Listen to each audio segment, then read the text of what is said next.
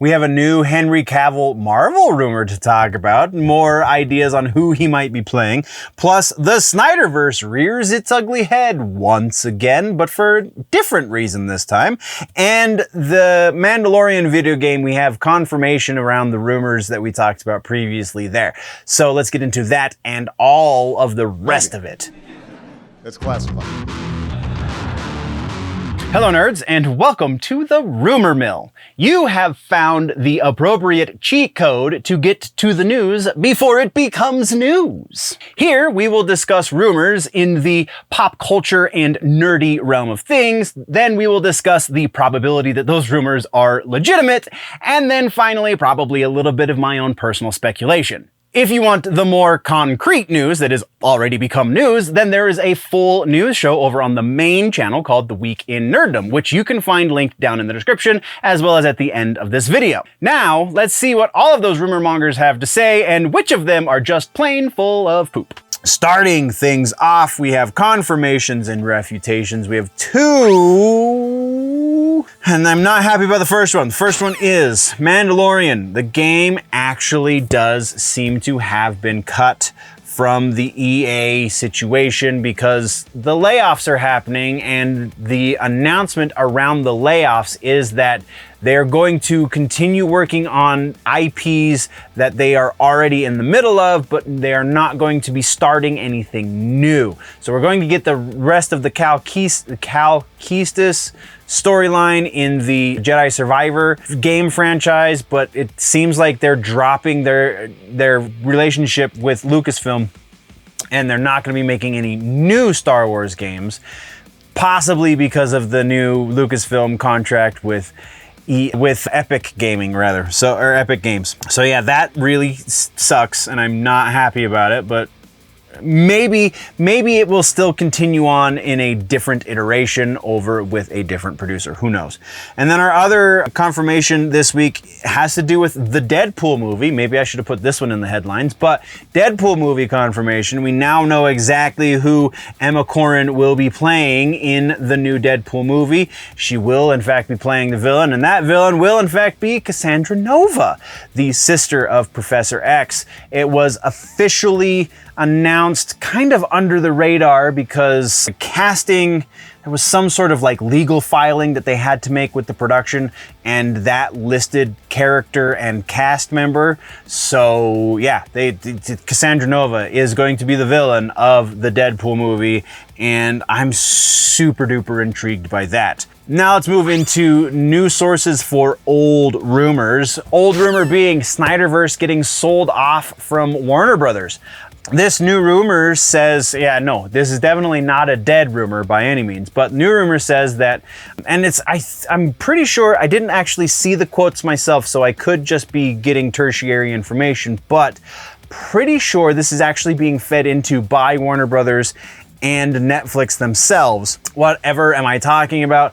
Well, it seems that Warner Brothers has talked about licensing their IPs, which we've talked about in the news. That's not exactly the new bit, but the other part of that is Netflix has expressed an interest in taking all of the Snyderverse IPs. So all of the Snyder DC movies are presumably very potentially going to be headed over to Netflix, according to this rumor.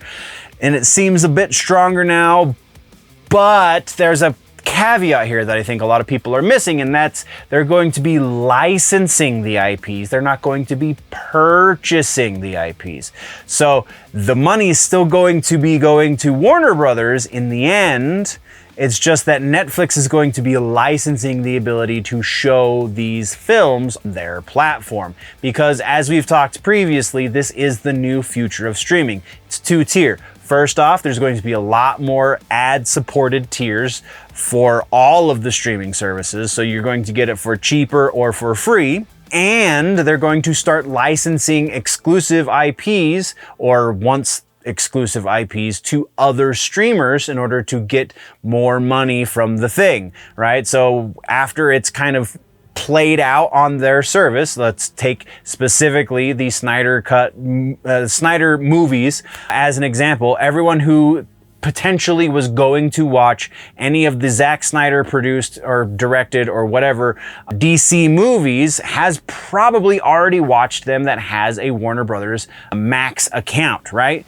So if they license out that IP over to Netflix, say, then everyone who doesn't have a Max account but does have a Netflix account can now watch those Snyder movies, and then Warner Brothers gets a little bit of money, Netflix gets a little bit of money, and everybody's happy, hopefully. So yeah, this seems very likely at this point because Netflix is having such a good run with Zack Snyder, and who can blame them?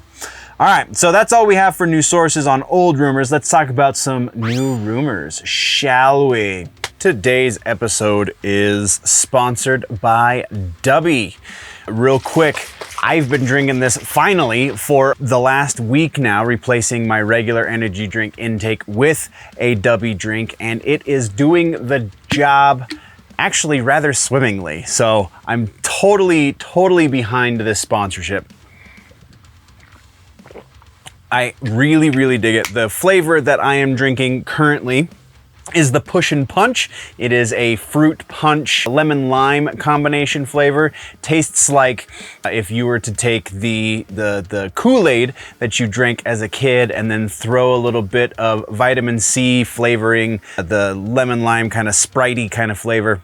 That's exactly the flavor that you're expecting is this drink right here. So a couple of things to note about going with DUBBY instead of, say, getting your drinks from the grocery store or from the convenience store. I know a lot of people who drink energy drinks regularly just stop at 7-Eleven real quick and grab a Monster or whatever. This is gonna do you actually a little bit better in a number of ways. First up, it's only about $1.20 per serving. So this lovely shaker bottle that I got is actually 2 servings. So you're looking at about $2.40 roughly per shaker bottle, which will last me all day. That's around 300 milligrams of caffeine, which is plenty to get you through. I mean, to each their own, I suppose, but 300 milligrams is a good amount of caffeine. The caffeine is better than other energy drinks, the way they source their caffeine, because it is from an actual source. It is not synthesized caffeine. It is sourced from coffee fruit. And in other energy drinks that I've had that do source also from coffee fruit, there's usually a flavor of coffee kind of sitting underneath everything. Not the case with the DUBBY stuff. And if you are one of those who is opposed to the energy drinks, DUBBY's got you covered there too. They have a hydro line of drinks that have no caffeine. They're just for hydration, and they're still really tasty from what I've heard. I have yet to taste them myself, but as this sponsorship continues, we will be moving our way through their entire line of drinks. And yeah, so it's cheaper if you go per serving with the discount. That's that $1.20 is only if you use the discount Generally Nerdy at checkout. You can follow the link down in the description. It's cheaper than even if you go to the dollar store and get one of the drinks that they sometimes have at a dollar store. I know right now they have Prime, and very frequently they have Bang at the dollar store. We got more caffeine than Prime and still cheaper than the Bang. It's approximately the same amount of caffeine. Again, if you're doing the whole shaker bottle, you're getting the same amount of caffeine, but you also are getting the nootropics in here. There's a lot more to it than just the insane amounts of caffeine that come in a Bang. You're getting similar levels of caffeine, but also things that are going to help your brain function, your blood circulation, so on and so forth. So that is why I have gone with a DUBBY sponsorship. I really dig these guys. You should too. Once again, link in the description. Generally Nerdy is the code at checkout for you to get 10% off on your next energy drink purchase. So bottoms up, nerds. Yeah. First up for new rumors is that Henry Cavill piece that we talked about at the beginning. Henry Cavill, the new rumor here is that the conversations with Marvel and the presumable contract that was signed with Marvel is so that he will be playing Spider-Man UK, which is very interesting. There's some stuff going on here that seems to imply this is possible. we're going to get to all of that. So Spider-Man UK, the first piece of that is the first thing that fans wanted Henry Cavill to be playing was Captain Britain, right? Well, Spider-Man UK is one part Spider-Man, one part Captain Britain. So yes, and he's from Universe 833, which is also significant because if you'll remember, that's the universe that Mysterio claimed to be from in the Far From Home movie. So there's some stuff kind of lining up here. However, I think a lot of it is coincidental. I really have no full great explanation as to why I think it's coincidental, because there hasn't been a whole lot of doubt cast on this, but I think it's because this is a little too good to be true. Maybe that's why I'm feeling that. But yeah, I'm putting about 40%. Like, there is a decent amount there to go on. I just really feel like it's super coincidental. So 40% likely that we are going to see Henry Cavill playing Spider-Man UK. Next up has to do with Wolverine. Post-Deadpool, Hugh Jackman has reportedly said that he will do at least one more movie, though I did see one of the rumor mongers talking about this, said that it was for 2 more movies. At least one of which, though, being the Secret Wars movie. And the Secret Wars movie, Hugh Jackman has laid out a very specific stipulation, and that stipulation, in order to get Hugh Jackman in, according to rumor, is that he has to be able to work with Robert Downey Jr. and Tobey Maguire. He wants to work with both of those actors in their respective Marvel roles in order to sign on to do the project. So there's a bit there as well. We will never be able to know if that was a stipulation laid out in front of Marvel by Hugh Jackman. We will, though, be able to gauge whether or not it actually happens that he's going to be on screen with them. So we're going to put this one a little bit higher than halfway, because there's already a bunch of rumors circling the fact that Tobey Maguire is going to be coming back to the MCU to some degree. How that is, we got a couple other rumors we're going to be addressing here in a moment. The one big hang up on this is Robert Downey Jr. So we're going to say about 60% likely we will see Hugh Jackman, Tobey Maguire, and Robert Downey Jr. in Secret Wars together. Most likely, and this is speculative, most likely though, Hugh Jackman, Tobey Maguire in Secret Wars, maybe not Robert Downey Jr. 60% there. So let's move right along. Kang the Conqueror, staying with the DC side. Kang the Conqueror, we now have a rumored replacement actor for Jonathan Majors. Coleman Domingo is now rumored to be replacing Jonathan Majors in the role of Kang the Conqueror. You might remember Coleman because he was in the Candyman reboot. I almost said Sandman. He was in the Candyman reboot. He also directed a few episodes of Fear the Walking Dead, so he's kind of got some pretty heavy-duty nerd cred there. That's pretty awesome.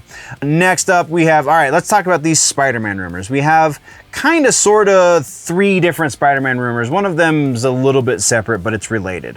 So we'll talk about the first 2 and give percentages for those first. The first 2 are Sony is supposedly starting to get early pre-production done for Spider-Man 4, the 4th iteration featuring Tom Holland as the main Peter Parker Spider-Man. And there is a bit of a hang-up between Sony and Marvel, according to rumor, and that is Sony wants to include all 3 of our cinema Spider-Men in this movie, that being Tobey Maguire and Andrew Garfield alongside Tom Holland, much like we got in the last Spider-Man movie. And Marvel does not want to do that because they are, again, according to rumor, are trying to pare down their multiverse and keep it in a more succinct, singular universe. But if they do that, then you can't also have a multiverse for the Spider-Man stuff, right? So that is the first rumor. The second rumor here is that by the end of the 4th Spider-Man movie, according to different source, but also a couple of other similar sources. By the end of Spider-Man 4, we will see Tom Holland's Spider-Man have access to or have come in contact with the Venom symbiote to some degree at the end of the movie. So let's get into percentages for these two rumors. First off, 30% likely that we are going to see all three Spider-Men in live action. Actually, no, there was another part of this right there. There's another side of the other side of that is Sony's also going to be putting those three actors in the next animated movie, the continuation of the Spider-Verse animated movie series. And that seems much more likely. So 30% that we'll see all three of them on screen together, and then probably about 75% that we're gonna hear all three of them in the animated movie together. That's where we're going with that. And then as for the Venom symbiote with the Tom Holland Spider-Man, that's also a 75% chance. I think it's about freaking time that they do this. I think that we're to the point with Tom Holland as a physical person that he needs to evolve beyond playing this kid version, because he's in his mid-20s at this point, mid to late 20s at this point. So yeah, I think that's a logical evolution. I think Feige would sign off on that. And then the related rumor here is Venom 3. Reportedly, Tom Hardy is going to be falling into the multiverse once again as far as Marvel is concerned. He's going to be leaving his universe, the Venom universe, ostensibly, the Sony universe, probably more appropriately. He's going to be leaving there and going into the multiverse looking for the 616 version of Peter Parker, played by Tom Holland. And this seems a little far-fetched. This seems just a little bit out of reach. There is some stuff that is playing into this, not the least of which being the most recent production still that we got from Tom Hardy has him in the same outfit as at the end of the last movie, the last Spider-Man movie, where we got the crossover in the Stinger post-credit scene. So that's playing into it. Plus there have been other rumors we've talked about that are similar in nature to this. So it's kind of enough on both sides that we're going to split the difference and go 50% likely that we will see Tom Hardy enter the MCU multiverse at the end of his Venom 3 movie. And then our next rumor has to do with some gaming stuff. Let's talk about Ghost of Tsushima 2. Reportedly, we are going to get a proper announcement that Ghost of Tsushima 2 is actually going into production at a PlayStation showcase come May or June, sometime around there. Video game rumors, I have some pretty good sources there, so very rarely are they wrong. And I think with all of the hype around this game still to a certain degree, the first game, it would be unwise for them to let that die. So yeah, 80% likely that we will be hearing about Ghost of Tsushima 2 sometime around about May or June. So that is everything we have for regular ass rumors. Let's get into some speculation around these rumors. Most importantly is we're going to get into the speculation around Spider-Man. So I kind of said it a moment ago. I think that there is going to be, there's every reason in the book why they would be giving the Venom symbiote to Tom Holland Spider-Man. However, I think there is going to be a compromise when it comes to live action additional spider people. And that compromise, at least for now, and when we start adding like Gwen Stacy, the Ghost Spider and all that stuff, there's going to be another compromise made down the road. But right now, being as Madam Web did so poorly, Marvel kind of has all of the chips on their table. So my speculation is we will see one of those other Spider-Men in the next Tom Holland Spider-Man movie. My guess would be Tobey Maguire. I don't think Andrew Garfield is as gung-ho to play the character again.